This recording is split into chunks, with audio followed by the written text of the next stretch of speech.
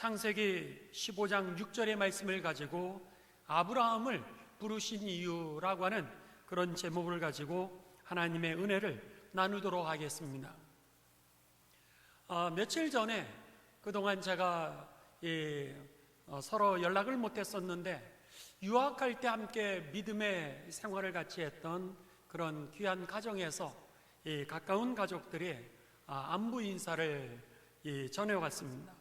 카톡을 통하여서 안부 인사를 전해왔는데, 목사님, 한국의 코로나가 2.5단계로 이렇게 상향이 되었는데 목사님 가정은 건강하신지요? 또 코로나로 비대면이 계속 늘어지면서 길어지면서 교회는 어려움이 없으신지요? 그러면서 염려의 그 소식을 보내왔습니다. 그래서 제가 그 문자에다가 이렇게 대답을 했습니다. 하나님이 우리와 함께 계시고, 그리고 하나님은 살아 역사하셔서 이 역사를 주관하고 계시니 아무 염려 없습니다. 그러면서 그에게 이제 이 소식을 보냈습니다. 그랬더니 다시 소식이 왔습니다. 목사님, 고맙습니다. 그러시면서 염려가 되어서 오히려 저에게 문자를 보냈는데, 반대로 하나님이 우리와 함께 계시고 살아 역사하시는 그 하나님이 이 역사를 주관하니 아무 염려 없습니다. 목사님의 그 대답이 저에게 얼마나 큰 힘이 되고 믿음의 능력이 되었는지 모릅니다. 그러면서 고맙다는 그런 문자를 보내왔습니다. 그렇습니다. 얼마든지 우리들의 삶의 환경을 돌아보면은 불평할 거리도 많고 또 어려움을 이야기할 거리들도 참 많이 있습니다.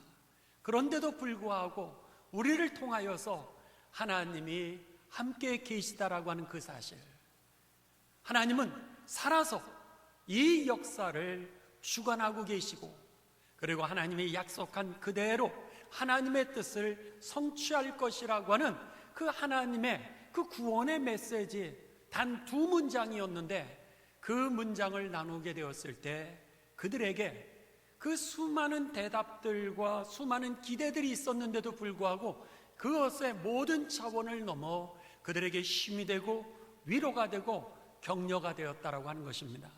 이게 바로 우리 교회를 세우신 하나님의 이유인 줄을 믿습니다. 이것이 바로 우리를 구원하신 하나님의 이유인 줄을 믿습니다. 돌아보면은 예수님께서 이 땅에 오셔서 하셨던 일이 무엇입니까?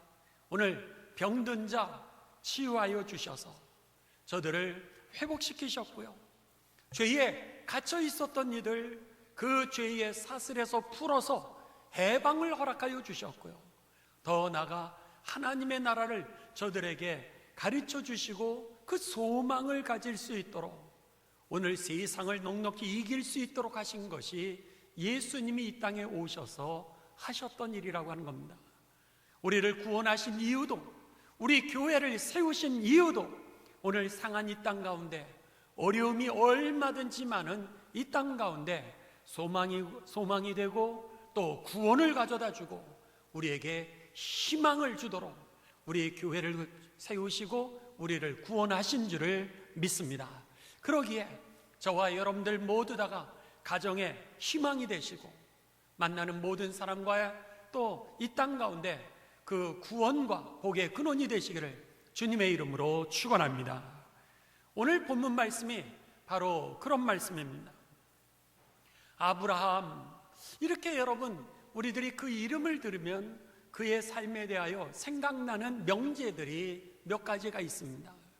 예수님을 잘 모르시는 분들도 교회에 성경에 보면은 그 아브라함이라고 하는 그런 이름을 여러분들이 들어보신 분 적이 많을 것입니다.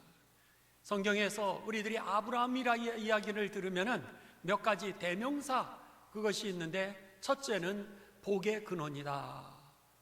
또 두 번째는 믿음의 아버지다. 세 번째는 민족의 아버지 혹은 열국의 아버지다 라고 하는 그런 대명사들이 그에게 붙어 있습니다. 그래서 아브라함은 이런 분입니다. 우리들이 그렇게 얘기할 수 있습니다. 그런데 제가 한번 여러분들에게 질문하고 싶습니다. 그런데 그 아브라함을 하나님께서 왜 부르셨을까라고 하는 겁니다. 그가 복의 근원이 되고 또 믿음의 아버지가 되고 열국의 민족의 아버지는 되었는데 왜 하필이면 하란이라고 하는 먼 곳에서 아브라함을 부르셨을까?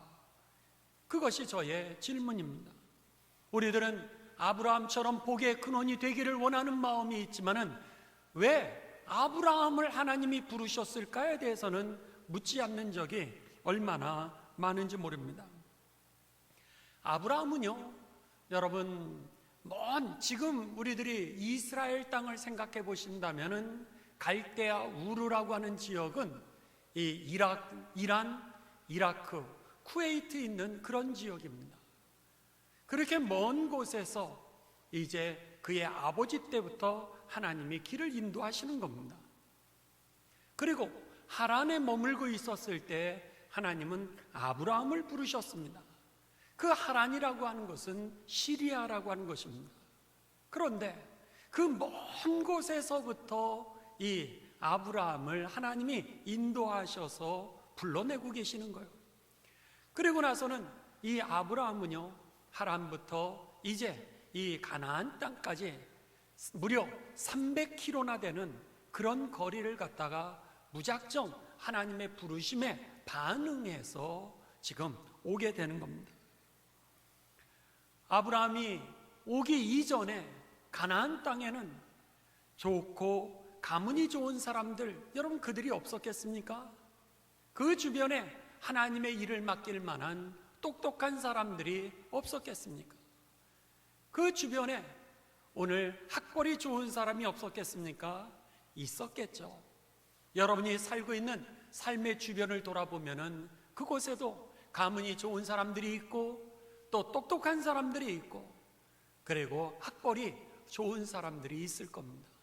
근데도 하나님은 그 먼 곳에 이란, 이라크라고 하는 그런 먼 곳에서부터 시작해서 시리아라고 하는 그런 자리에 있는 그 아브라함을 하나님이 부르셨다라고 하는 겁니다.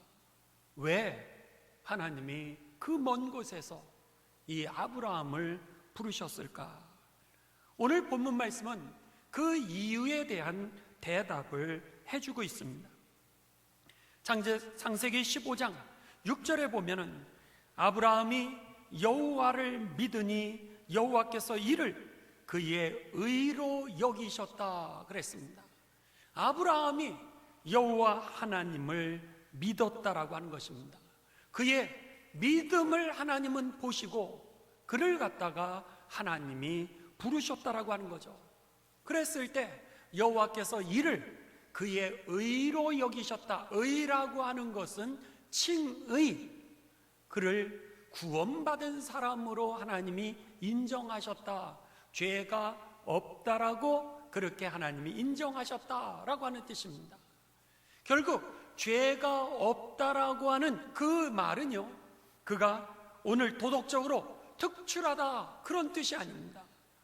오늘 그가 실수가 없는 사람이다 그런 뜻이 아닙니다.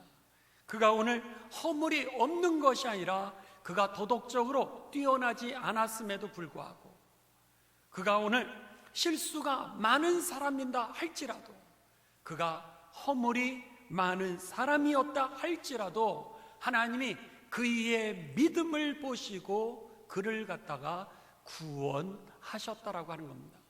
죄가 없는 거로 인정을 하시고 그에게 하나님의 복의 근원이 되는 사명을 맡기셨다라고 하는 것입니다. 그래서 로마서 4장 3절에서는 이 의로움, 의라고 하는 것이 무엇인지를 정의를 하는데 로마서 4장 3절에 바로 창세기 15장 6절을 그 바울이 인용하고 있는 것입니다. 성경이 무엇을 말하느냐?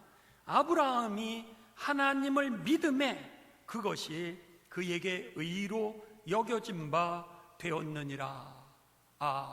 신약에서 바울도 동일하게 의로움이라고 하는 것은 그에게 도덕적인 문제가 없다라든지 아니면 실수라든지 허물이 없는 사람을 의로운 사람이라고 한 것이 아니라 그러한 것이 있음에도 불구하고 믿음을 통하여서 그들이 구원을 받게 되었다, 이렇게 가르쳐주고 있는 것입니다. 사실이 그렇습니다. 아브라함의 삶을 돌아보면 아브라함의 삶은 실수투성이었습니다. 한번 생각해 보시죠.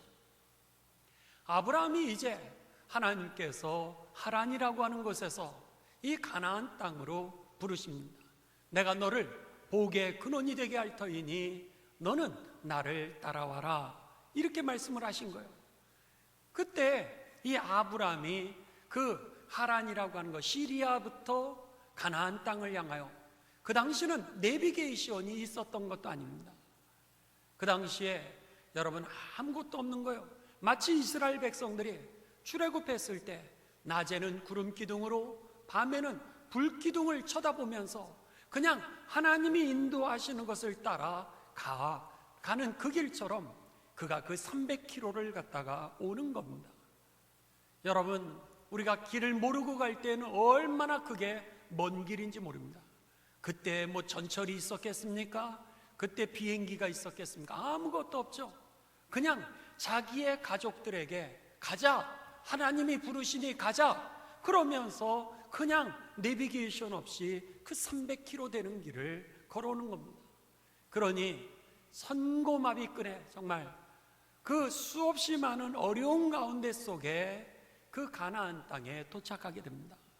그랬는데 하나님이 부르셨던 그 약속의 땅이 물도 많고요, 목초지도 많고, 그리고 거기에 수없이 많은 좋은 것들이 있는 줄 알았는데 딱 와보니까 가뭄이었습니다. 가뭄이라 물도 말랐어요. 목초지가 다 죽어버리고 말았습니다.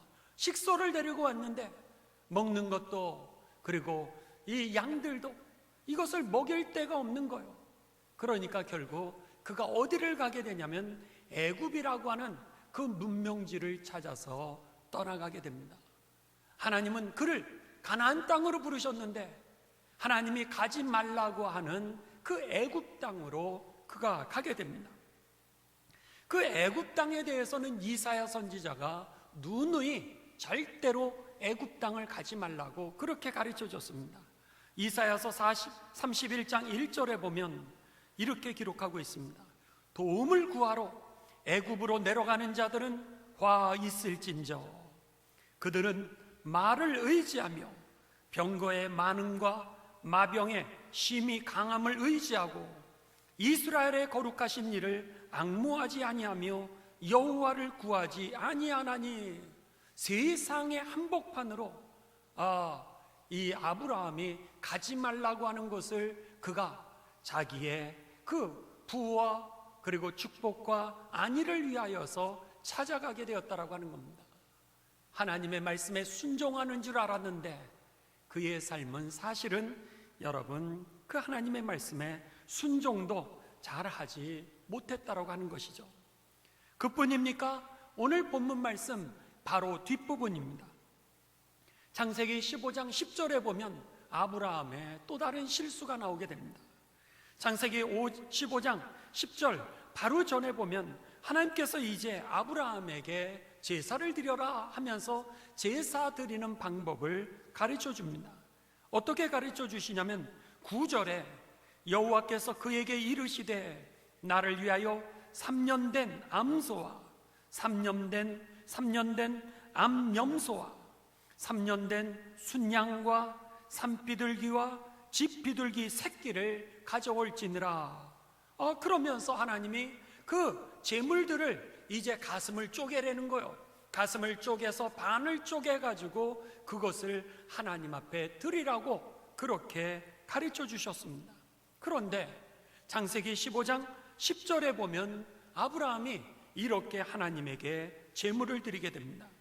아브라함이 그 모든 것을 가져다가 그 중간을 쪼개고 그 쪼갠 것을 마주대하여 놓고 그 새는 쪼개지 아니하였으며 모든 재물을 가져와서 그 가슴을 쪼개고 그리고 그것을 하나님 앞에 드리라 그랬는데 아브라함이 큰 재물들은 다 가슴을 쪼갰습니다. 그랬는데 자기가 생각할 때의 새는 아주 별 볼 일 없는 거예요. 그러니까 작은 새는 쪼개지 아니하고 하나님 앞에 그대로 드리게 됩니다. 어떻게 된 거예요? 하나님의 율법도 제대로 지키지 못하면서 가르쳐 주는데도 불구하고 그대로 살아가지 못하고 그대로 행하지 못하였던 것이 바로 아브라함의 모습이었다라고 하는 겁니다. 그러니까는 오늘 그가 의롭다라고 칭함을 받았던 것은 오늘 허물이 없다라든지 도덕적으로 탁월했다라든지 아니면은 실수가 없었던 삶이 아니었다는 거예요.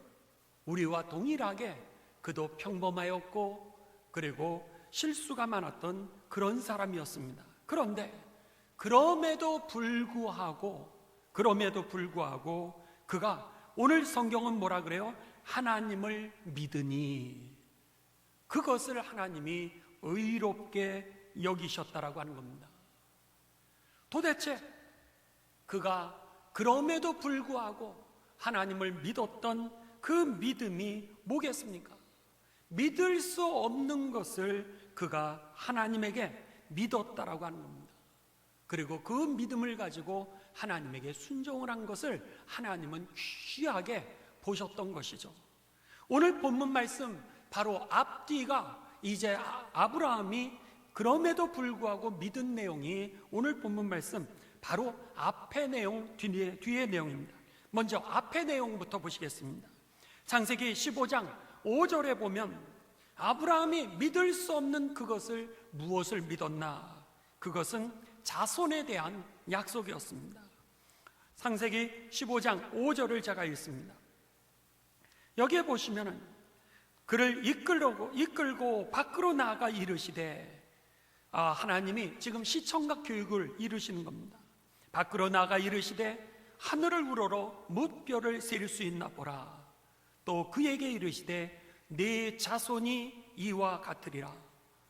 지금 아브라함은 75세의 노인입니다.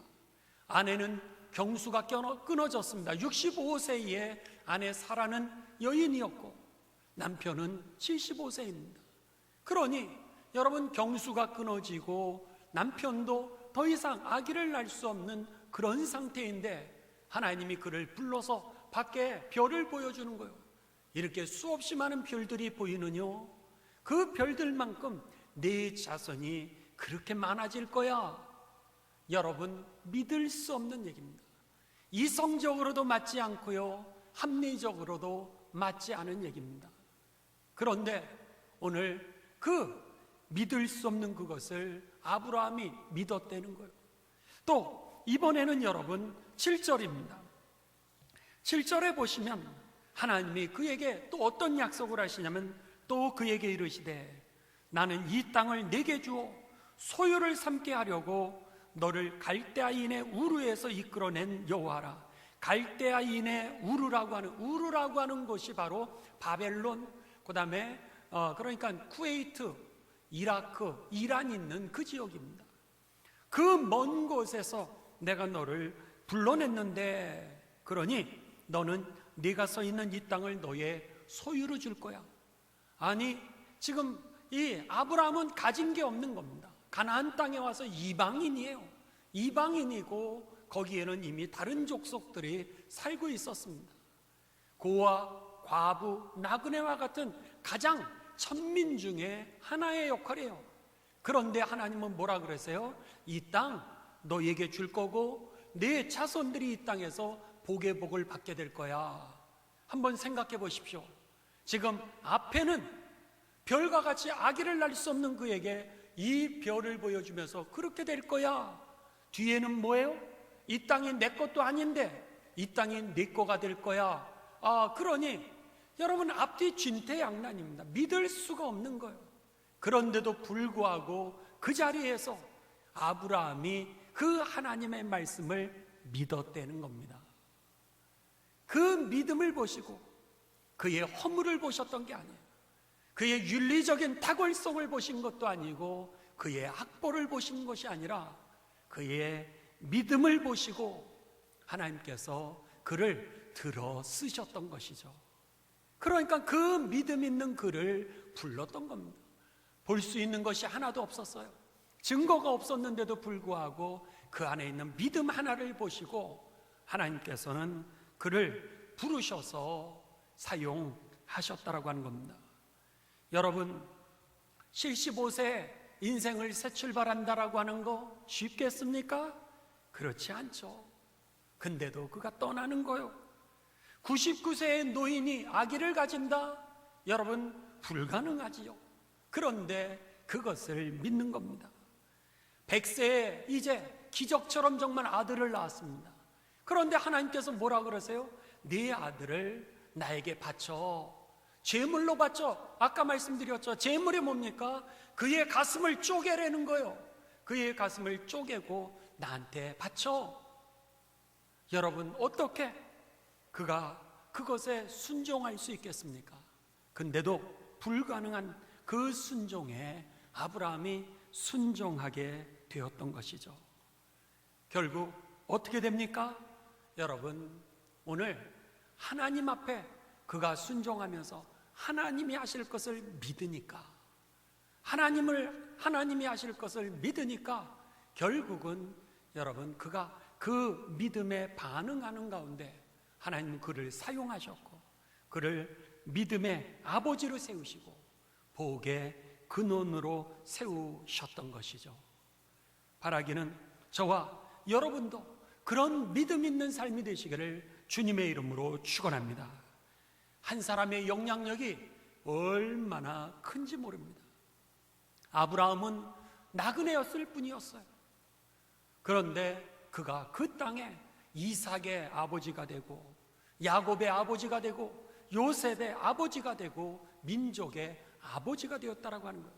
절대로 우리들이 작지 않다라고 하는 사실입니다. 내 학벌로 뭐 하겠어? 우리들의 가정 이 가문으로 내가 뭘 하겠어? 할 수 있는 게 별로 없지.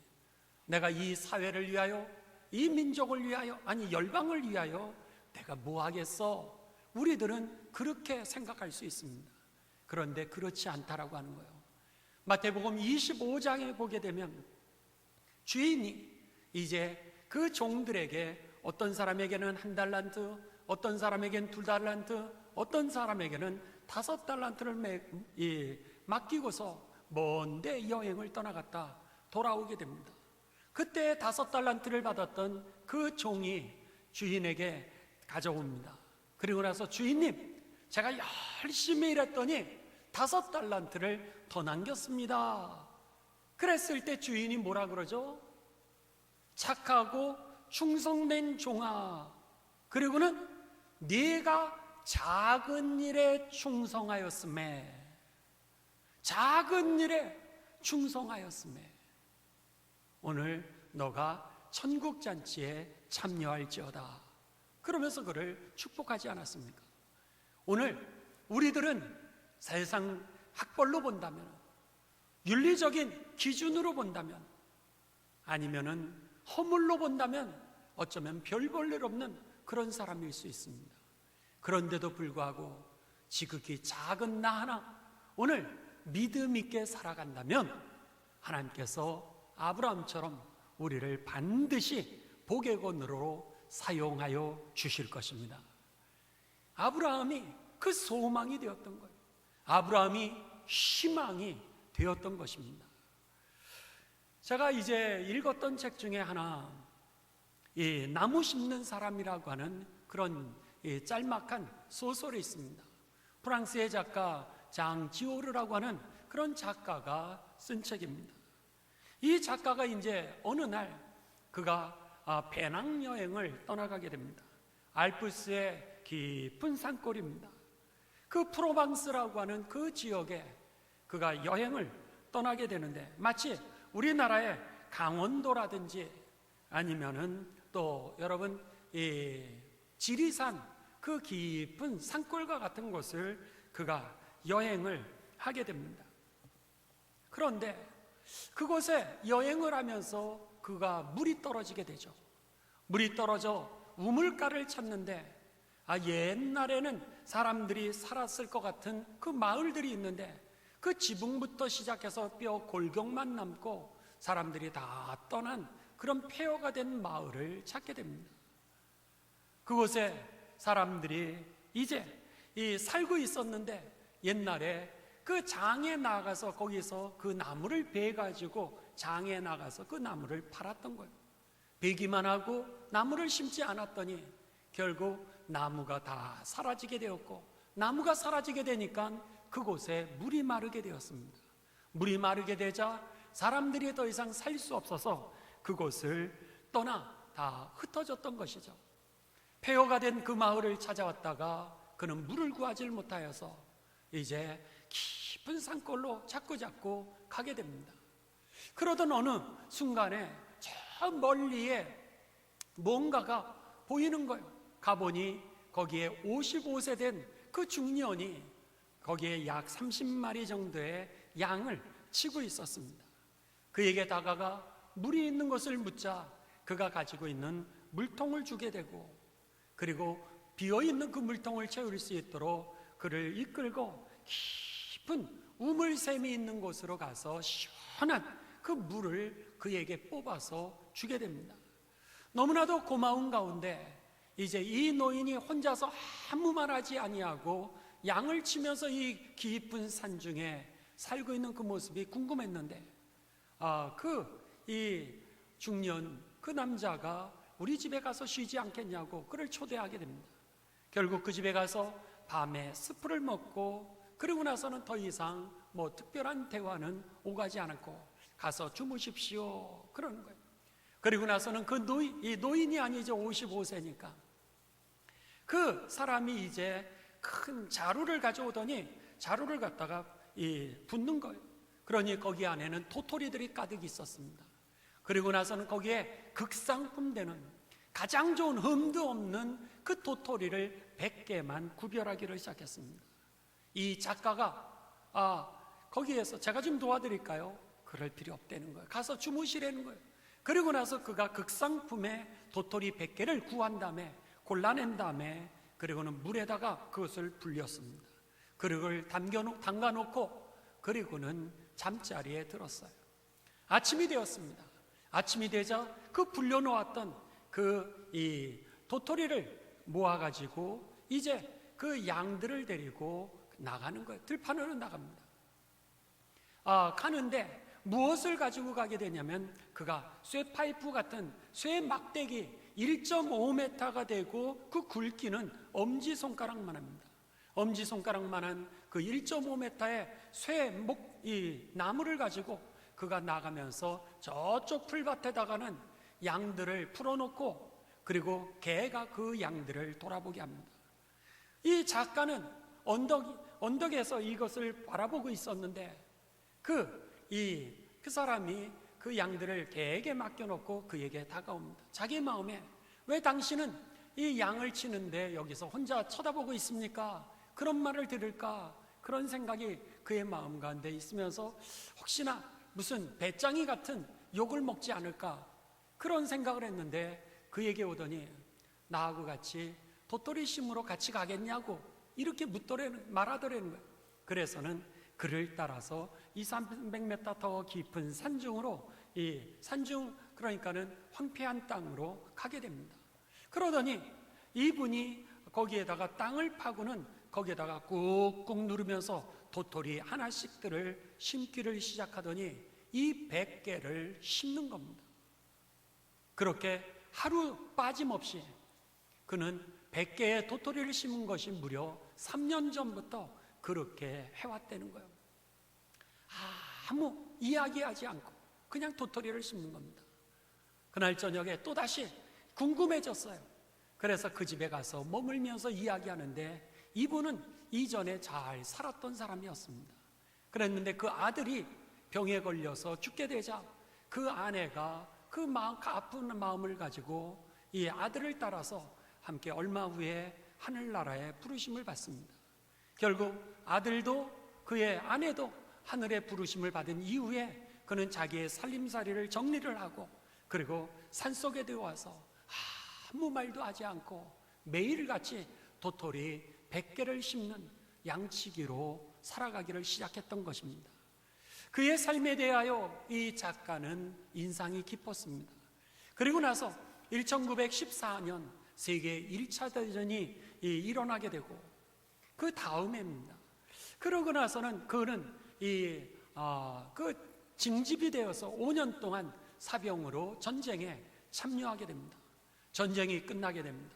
전쟁이 끝나와서 이 도토리를 심고 있었던 그분이 어떻게 됐을까 궁금해가지고 그 알프스의 프로방스를 찾아오게 됩니다. 그랬는데 놀랍게도 그분이 매일같이 심었던 그 도토리가 그동안 5년이 지났으니까 3년 전부터 심었으니까는 어느새 큰 숲을 이루게 돼서 옛날에 황무지와 같은 그런 땅이 아니었습니다. 가보니 거기에 차가 지나가게 되었고요. 사람들이 살고 있었습니다. 거기에 나무가 울창하게 되니까 물이 생겼던 거예요.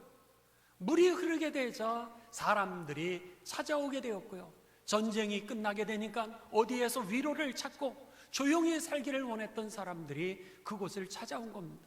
사람이 찾아오게 되니까 거기에 버스가 다니기를 시작했고요. 버스가 다니니까 그 다음에는 그 마을에 문화가 형성되기를 시작했습니다. 문화가 형성되기를 시작하자 거기에 젊은이들이 와서 아이를 낳기를 시작했고요. 짐승들이 그 숲속으로 오기를 시작했고, 그리고 나서 어린아이들이 거기서 소리를 내면서 이제 아름다운 행복한 마을로 변해버리고 말았음을 그는 깜짝 놀랐습니다. 그분을 찾았습니다. 근데 그분은 여전히 오늘도 끊임없이 이 하루에 100개씩의 도토리를 갖다가 꾹꾹 눌면서 그냥 빈자리만 있으면 거기에다가 도토리를 심었던 거예요. 그 이후 이 작가 그는 헤어지게 됩니다. 그가 헤어진 이후에 1939년에 세계 제2차 대전이 일어나게 됩니다. 세계 제2차 대전이 일어나고 그 이후에 그는 또다시 그분이 어떻게 됐을까? 30여 년이 지나게 된 거죠.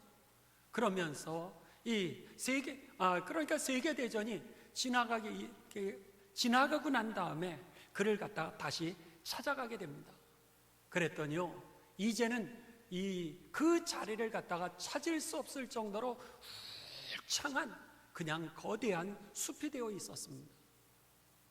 결국 그 어른은 하루도 빠짐없이 그렇게 도토리를 심다가 결국 89세에 그는 하늘의 부르심을 받게 됩니다. 도토리를 심었던 그 기간이 무려 36년이었습니다. 36년에서 37년 동안 도토리를 심으면은요, 그분이 그러더라는 거예요. 도토리를 심었을 때 10만 그루를 심으면 살아나는, 싹을 내어서 살아나는 이 가지는 2만 그루밖에 되지 않는다는 거예요. 20%밖에 살지 못합니다.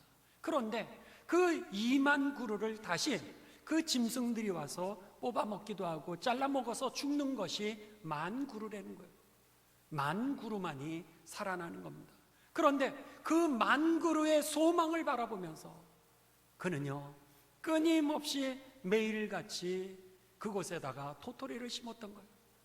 그 땅이 누구의 땅인지 아십니까? 물어봤더니 상관이 없었습니다.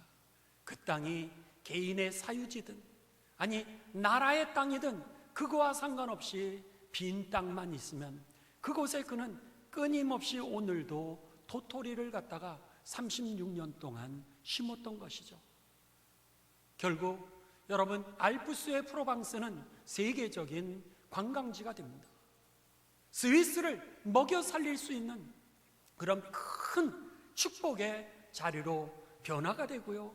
그리고 전쟁에서 지쳤던 젊은이들, 아니 사회에서 고통을 당했던 이들, 아니 더 이상 도시 생활을 할 수 없는 그들이 그곳에 와서 다시 새로운 가정을, 그리고 새로운 삶을 회복하면서 살아갈 수 있는 희망의 자리가 되었다라고 하는 겁니다. 그가 여러분, 매일같이 심었던 작은 도토리가 민족의 그 나라를 여러분 살리게 되는 희망이 되었던 것이죠. 그리고 나서 그 사실을 갖다가 이 장지오르라고 하는 소설 작가가 그것을 갖다가 짤막한 소설로 썼던 겁니다. 그랬는데 이 책이 출판되게 되면서 이 사실이 알려지게 되면서 카나다에서 이 나무 심기 운동이 일어나게 됩니다.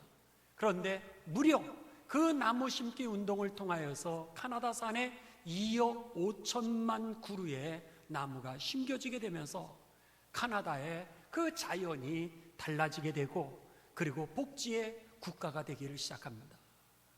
여러분, 이 한 사람, 그 55세의 그 중년의 한 사람의 삶이 얼마나 큰 영향력이 되었는지 모릅니다. 오늘 희망을 잃어버렸던 가정은 희망을 되찾게 되었고요. 피곤해 지쳐 있었던 이들에게는 쉼이 되었고요. 황폐했던 땅은 동물들이 살고 사람들이 문화를 이루는 삶의 자리가 되었고요. 나라적으로는 관광지의 명소가 되어서 나라를 부유하게 만들었고요. 우리의 나라만이 아니라 다른 나라까지 오히려 복된 땅으로 변화시키는 그런 복의 근원이 되었다라고 하는 것입니다. 여러분, 오늘 우리들이 한 사람 내가 무엇을 할 수 있을까? 여러분, 결코 성경은 작다라고 얘기하지 않습니다. 우리들이 한 사람의 영향력이 이렇게 크다라고 하는 것을 우리들에게 가르쳐주고 있는 것입니다.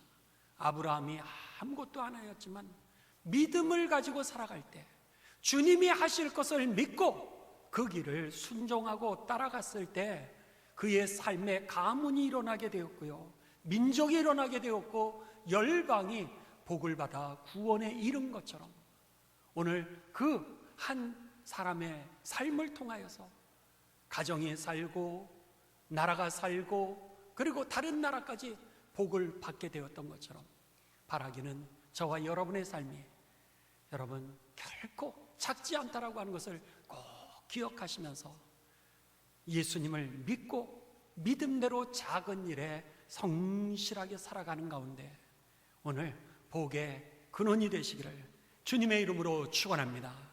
주님이 하실 것입니다. 주님이 하실 것을 믿고 오늘도 도토리 하나를 성실하게 심는 가운데 그 도토리가 희망이 되었던 것처럼 저와 여러분이 정말 믿음 있게 사시는 가운데 오늘 세상에 희망이 되시기를 주님의 이름으로 축원합니다. 가정의 희망이 되시기를 주님의 이름으로 축원합니다.